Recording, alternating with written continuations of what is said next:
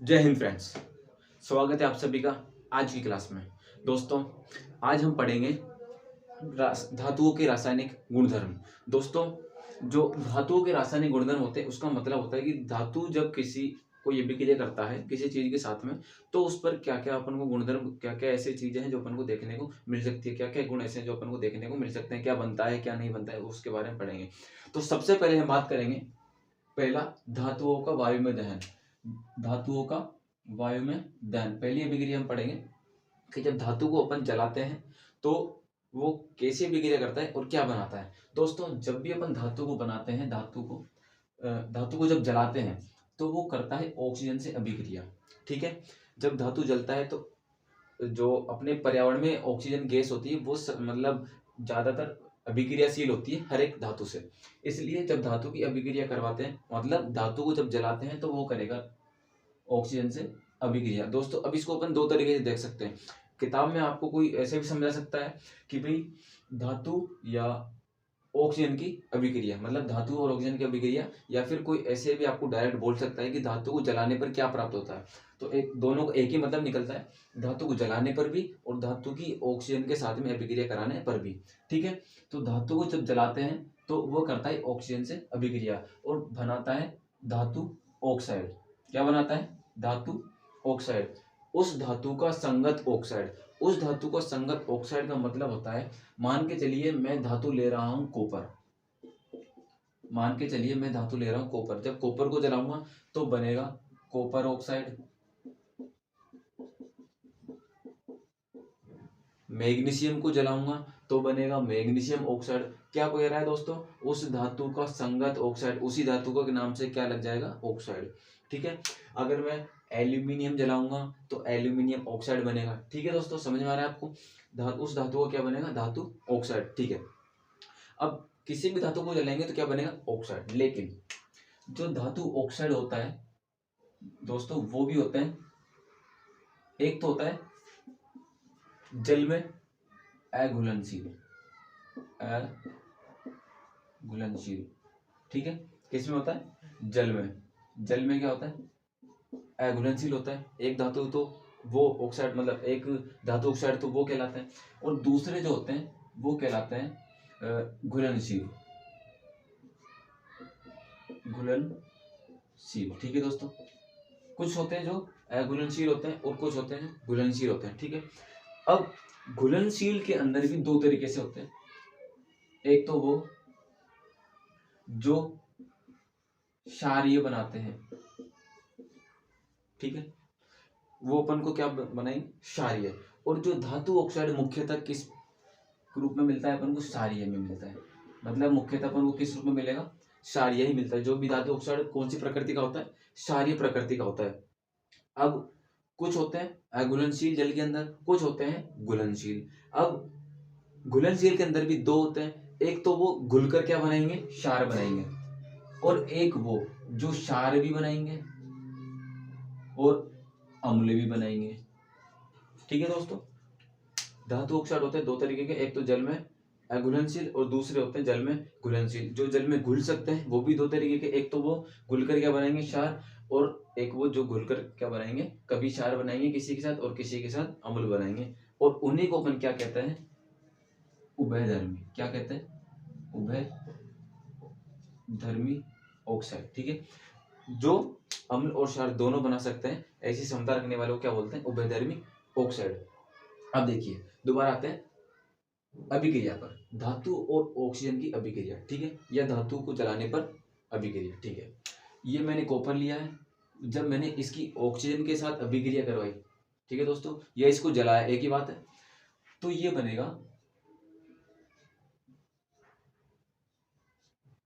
CuO, copper die oxide. ठीक है, या कॉपर ऑक्साइड। ठीक है, क्या बनेगा? या तो कॉपर ऑक्साइड या कॉपर डाइऑक्साइड, जब मैंने कॉपर की अभिक्रिया करवाई तो। ठीक है, वैसे ही मैंने एल्यूमिनियम लिया है। ठीक है, एल्यूमिनियम लिया है तो एल्यूमिनियम जल के या ऑक्सीजन से अभिक्रिया करके क्या बनाएगा? Al2O3, उसका होल ट्वाइस। ठीक है, क्या बनाएगा? Aluminium oxide. जैसे कॉपर ने ऑक्साइड बनाया, वैसे ही एल्यूमिनियम ने क्या बनाएगा? Aluminium oxide. ठीक है दोस्तों, यही बोल रहा था कि भाई जब धातु और ऑक्सीजन की अभिक्रिया करता है तो उस धातु का बनाएगा संगत ऑक्साइड। ठीक है, सोडियम को जलाएंगे तो भी सोडियम ऑक्साइड बनेगा। ठीक है, अब आगे बढ़ते हैं। अब आते हैं उभयधर्मी पर। दोस्तों जो अपन देख रहे थे कि जो जल में घुल सकते हैं, जो ऑक्साइड जल में घुल सकते हैं, उनमें एक तो होता है क्षारीय, एक होता है अम्ल और क्षार, जो दोनों बनाने की क्षमता रखते हैं, उनको बोलते हैं उभयधर्मी। अब उभयधर्मी ऑक्साइड का मतलब समझ गए आप कि वे धातु ऑक्साइड जो किसी के साथ मिलकर अम्ल बनाते हैं और किसी के साथ मिलकर क्षारीय बनाते हैं। ठीक है दोस्तों, अब देखते हैं इसके बारे में। अब ये आपको दो तो मैं बता देता हूँ कि भाई एल्यूमिनियम ऑक्साइड कौन सा होता है, उभयधर्मी ऑक्साइड कहलाएगा। जिंक ऑक्साइड कौन सा होता है, उभयधर्मी ऑक्साइड होता है। ठीक है, अब एक की अभिक्रिया करके दिखा देता हूँ मैं कि भाई जो उभयधर्मी ऑक्साइड होता है क्या सच में अम्ल और क्षार बनाने की क्षमता रखता है या नहीं। देखिए दोस्तों, यह है आपका एल्यूमिनियम ऑक्साइड। ठीक है, पहले मैं एल्यूमिनियम ऑक्साइड की अभिक्रिया करवाऊंगा अम्ल से, HCl से। ठीक है, जब मैंने एल्यूमिनियम ऑक्साइड की अभिक्रिया HCl से करवाई, अर्थात हाइड्रोक्लोरिक अम्ल से करवाई, तो क्या मिला मुझे, एल्यूमिनियम क्लोराइड। क्या मिलेगा मुझे, एल्यूमिनियम क्लोराइड, AlCl3। ठीक है, एल्यूमिनियम क्लोराइड, ये पानी अलग हो जाएगा यहाँ से। ठीक है, तो यहाँ पर क्या मिला, यहाँ पर क्या मिला, यहाँ पर मिला लवण। ठीक है, यहाँ पर क्या मिला, लवण, क्योंकि ना तो इसके अंदर H है ना ही OH है। ठीक है दोस्तों, ये मिल गया अपने पास लवण। दूसरा, जब मैं NaOH, अर्थात इसने अम्ल से भी अभिक्रिया कर ली, इसने NaOH अर्थात क्षार से भी अभिक्रिया कर ली। ठीक है, अम्ल से भी अभिक्रिया कर ली और क्षार से भी अभिक्रिया कर ली। अब देखिए, जब इसने अम्ल से अभिक्रिया की तो क्या बना है, लवण। दूसरा इधर देखिए, जब एल्यूमिनियम ऑक्साइड को NaOH सोडियम हाइड्रोक्साइड से अभिक्रिया करवाते हैं तो बनता है सोडियम एल्यूमिनेट। क्या बनता है, सोडियम एल्यूमिनेट। सोडियम एल्यूमिनेट बनता है और पानी अलग हो जाता है। ठीक है, ये क्या बना अपने पास, ये भी लवण बना। कहने का मतलब ये है कि जो धातु ऑक्साइड होता है, अब कौन सा धातु ऑक्साइड, एक तो एल्यूमिनियम ऑक्साइड वाला और एक जिंक ऑक्साइड वाला, ये अम्ल से भी अभिक्रिया कर सकता है और ये क्षार से भी अभिक्रिया कर सकता है।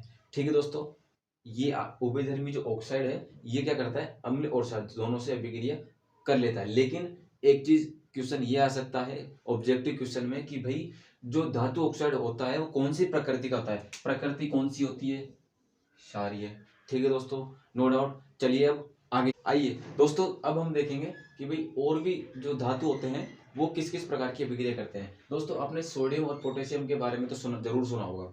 दोस्तों जो सोडियम और पोटेशियम होता है उसको अपन केरोसिन के जो तेल होता है उसके अंदर डुबो कर रखते हैं। केरोसिन के तेल के अंदर क्यों डुबो कर रखते हैं, क्यों, क्योंकि ये जो सोडियम और पोटेशियम क्या होते हैं, ऑक्सीजन के साथ अति शीघ्र ही क्या करते हैं, अभिक्रिया। मतलब अगर इनको खुले में छोड़ देते हैं तो ये ऑक्सीजन से फटाफट क्या करने लग जाएंगे, अभिक्रिया। आपने देखा होगा कि जब अपन सोडियम या पोटेशियम को पानी में फेंकते हैं तो एकदम ब्लास्ट ऐसा होता है ना। तो ब्लास्ट क्यों होता है, क्योंकि ये फटाफट क्या करता है, ऑक्सीजन से अभिक्रिया करके ऑक्साइड बना लेगा और उसके बाद में क्या बनेगी, जो हाइड्रोजन गैस है वो बच जाएगी। लेकिन पानी में ब्लास्ट हो जाता है लेकिन हवा में मतलब इसको खुला रखते ही ब्लास्ट क्यों नहीं होता, उसका कारण यह है क्योंकि जो पानी के अंदर क्या होता है, बहुत सारी ऑक्सीजन और हाइड्रोजन गैस एक साथ रहती है। ठीक है, अब हवा में क्या होता है, हाइड्रोजन और ऑक्सीजन अलग अलग रहती है हालांकि, और अभिक्रिया जो होती है ऑक्सीजन जो होती है वो इसको कम मात्रा में मिल पाती है वायु में, जब अपन इसको खुला रखेंगे तब। लेकिन पानी में क्या होता है, फटाफट ये ऑक्सीजन, जैसे ये हाइड्रोजन का अणु मान लो, ये इसको मान लेते हैं अपन क्या, ये पोटेशियम है, इसको ये बगल में बहुत सारी क्या है, ऑक्सीजन हाइड्रोजन साथ में मिले हुए हैं। लेकिन फटाफट फटाफट ये क्या करेगा, क्योंकि ज्यादा मात्रा में इसको मिलेगी ऑक्सीजन, ऑक्सीजन से अभिक्रिया करेगा तो हाइड्रोजन बच जाएगी, और हाइड्रोजन जो उत्पन्न होने की, उत्पादन होने की, बनने की, जो अलग होने की जो मात्रा होती है वो ज्यादा होती है, स्पीड ज्यादा होती है, और उसी स्पीड के कारण ये क्या हो जाता है, मतलब ब्लास्ट अपन को दिखता है, ब्लास्ट होते हुए लेकिन ये हवा में ब्लास्ट नहीं करता इस वजह से। ठीक है, इसलिए इसको अपन केरोसिन के तेल में डुबो को रखते हैं ताकि ये ऑक्सीजन के संपर्क में ना आ सके। अब कभी कभी क्या होता है, जो धातु होता है उसके ऊपर चढ़ जाती है ऑक्सीजन की परत, जैसे लोहे के ऊपर एक ब्राउन ब्राउन सी, जिसको अपन बोलते हैं संक्षारण। ठीक है, तो वो भी क्या है, एक ऑक्साइड की परत होती है। अब ऑक्साइड की परत क्या काम करती है, उस धातु से मिलकर वो उस धातु का ऑक्साइड तो बना देती है, लेकिन ऑक्साइड जो होता है उस धातु का, वो उस धातु से क्या करता है, सुरक्षा। मतलब लोहा है, जैसे आयरन है, आयरन के ऊपर ऑक्साइड परत चढ़ जाएगी, ठीक है, लेकिन जो अंदर का जो लोहा होता है, जो आयरन होता है, जो उसके ऑक्साइड के कारण छुपा हुआ रहता है, वो उससे अभिक्रिया कम कर पाता है। मतलब जो आयरन होता है वो ऑक्सीजन से अभिक्रिया कम कर पाता है, क्योंकि उनके बीच में कौन आ जाता है, धातु ऑक्साइड, मतलब आयरन ऑक्साइड। ठीक है, इसलिए जो धातु ऑक्साइड की जो परत ऊपर बनती है ना, उस प्रक्रिया को बोलते हैं एनोडीकरण। क्या बोलते हैं, एनोडीकरण। क्या बोलते हैं दोस्तों, एनोडीकरण। किसी भी धातु पर जब ऑक्साइड की परत बनती है तो जिस प्रक्रिया के द्वारा वो बनती है उसको बोलते हैं एनोडीकरण प्रक्रिया। ठीक है, अब देखिए, जैसे कि कोई भी धातु होता है उसके ऊपर जब वो ऑक्साइड की परत चढ़ती है, देखिए मान के चलते हैं, मैं उदाहरण देके बताता हूँ। जैसे मान के चलिए ये पाइप है, ठीक है, पहले लोहे के पाइपलाइन जो अपने घरों में डाली जाती थी, वो पहले लोहे की डाली जाती थी, पहले जो अपन घर बनाते थे, लेकिन आजकल तो जो प्लास्टिक है उसकी डाल दी जाती है। अब देखिए, मान के चलिए लोहे का पाइप है, अब इसको अब पानी आता रहेगा आता रहेगा आता रहेगा, लेकिन क्या होता है, आपने देखा होगा 2-5 साल 10 साल बाद में इसके ऊपर क्या एक ब्राउन ब्राउन सी परत चढ़ जाती है, देखा होगा। अब 5-10 जब अपन इसको लीकेज होने के कारण, किसी भी कारण जब अपन इसको खोलते हैं तो ऊपर ऊपर से ये क्या होता है, ब्राउन ब्राउन परत हट जाती है, और जो अंदर जो लोहा बचा हुआ रहता है, जो आयरन बचा हुआ रहता है, वो अपन को खोलने में मदद करता है। ये तो निकल जाता है जो आयरन ऑक्साइड होता है ऊपर ऊपर का, तो ठीक है।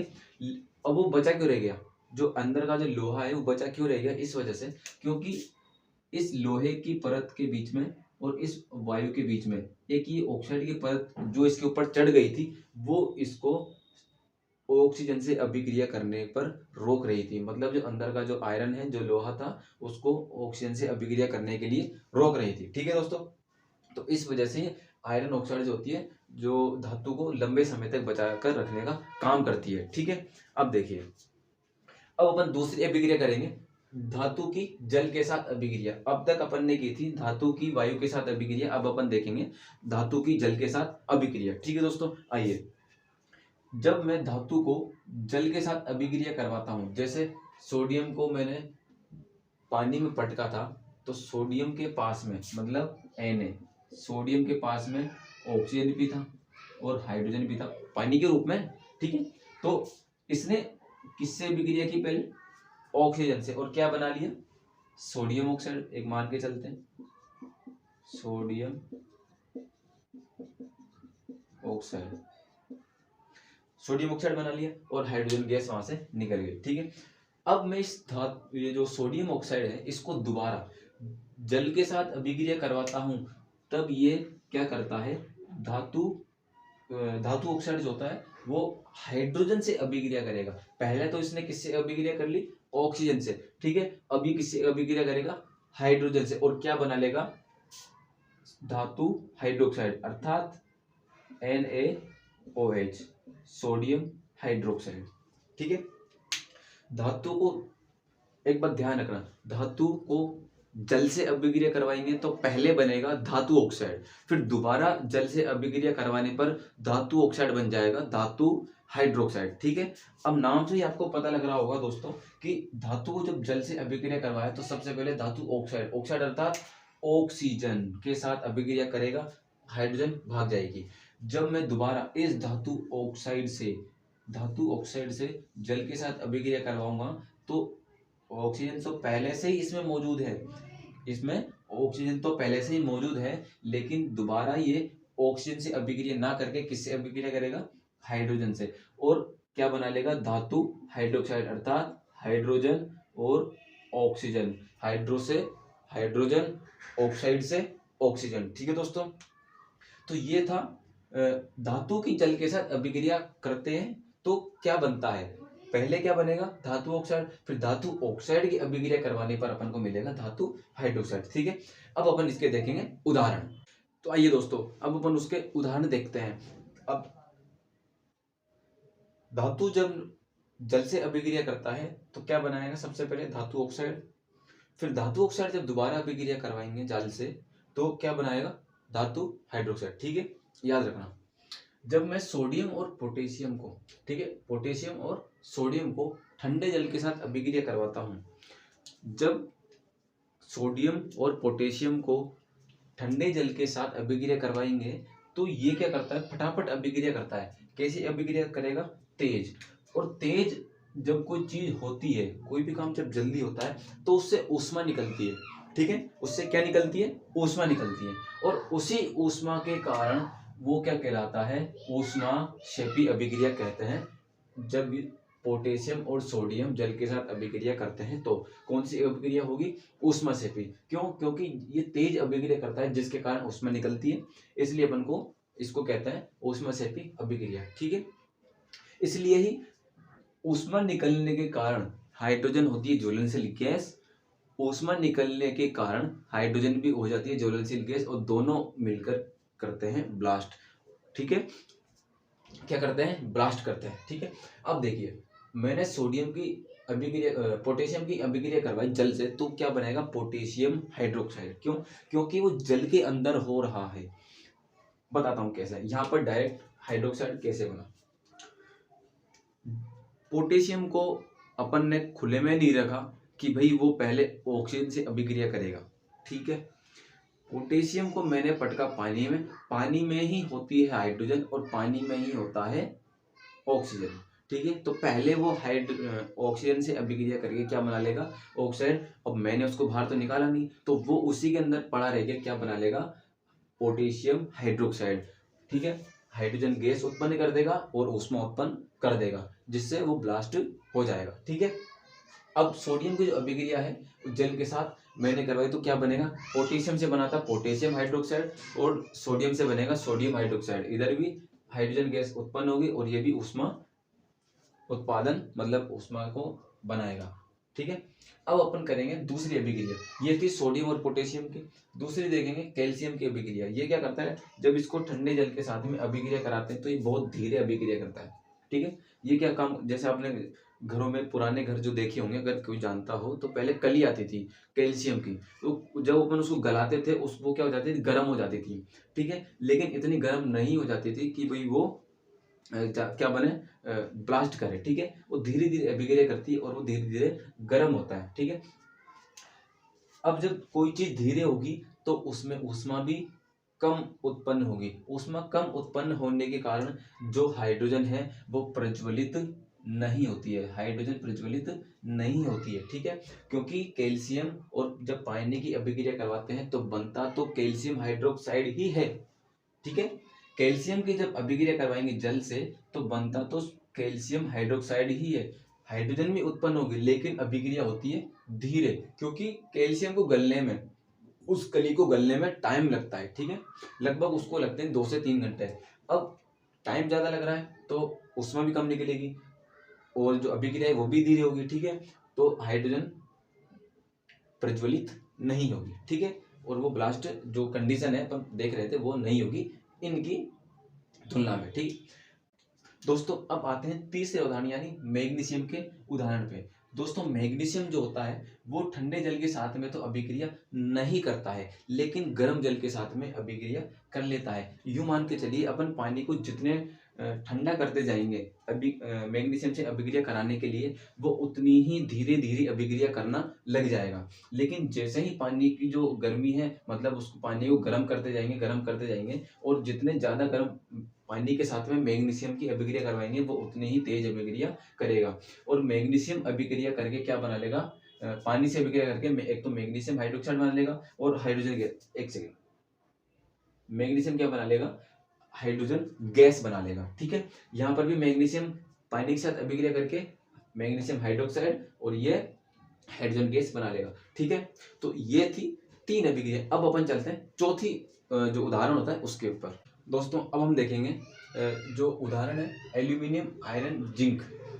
एल्यूमिनियम, आयरन और जिंक, इसके जैसे जो धातुएं हैं वो ना तो गर्म जल के साथ अभिक्रिया करेगी ना ही ठंडे जल के साथ में।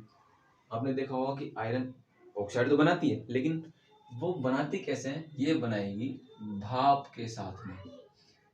किसके साथ में बनाएगी, ना तो गर्म जल के साथ में ना भाप के साथ में, ना गर्म जल के साथ में ना ठंडे जल के साथ में, ये केवल बनाएगी भाप के साथ में अभिक्रिया करके। क्या बनाएगी, आयरन ऑक्साइड, एल्यूमिनियम ऑक्साइड। देखिए एल्यूमिनियम की अभिक्रिया करवाई जल से तो ये एल्यूमिनियम ऑक्साइड बन गया और हाइड्रोजन गैस निकल गई। वैसे ही जब इसकी अभिक्रिया करवाएंगे जल के साथ में तो आयरन ऑक्साइड बना देगा और हाइड्रोजन गैस उत्सर्जित कर देगा। ठीक है। अब आयरन जो है जल के साथ अभिक्रिया नहीं करके जब अपन उसके ऊपर पानी डाल देते हैं तो वो भाप बनकर जब उड़ती है ना, तब वो उसके साथ में अभिक्रिया करके आयरन ऑक्साइड बनाता है। ठीक है। तो अब देखें लेड। अब देखिए लेड हो गया, कॉपर हो गया, गोल्ड हो गया, सिल्वर हो गया। लेड, कॉपर, गोल्ड, सिल्वर, जब इनकी जल के साथ अभिक्रिया करवाएंगे तो ये अभिक्रिया नहीं करती है। ये ऐसे अपवाद मान सकते हो जो जल के साथ में रहकर अभिक्रिया नहीं करती है। ठीक है दोस्तों, तो ये था आज का सेशन। अब मिलेंगे अगले सेशन में। अब देखिए अगर किसी को भी डाउट हो तो कमेंट में हमको बता सकता है, कोई भी डाउट हो तो पूछ सकता है। और टेलीग्राम पर हमसे जुड़ना ना भूले, क्योंकि वहाँ पर हम आपको जो इसके नोट्स हैं वो भी अब प्रोवाइड करवाएंगे। ठीक है दोस्तों, तब तक के लिए नमस्कार।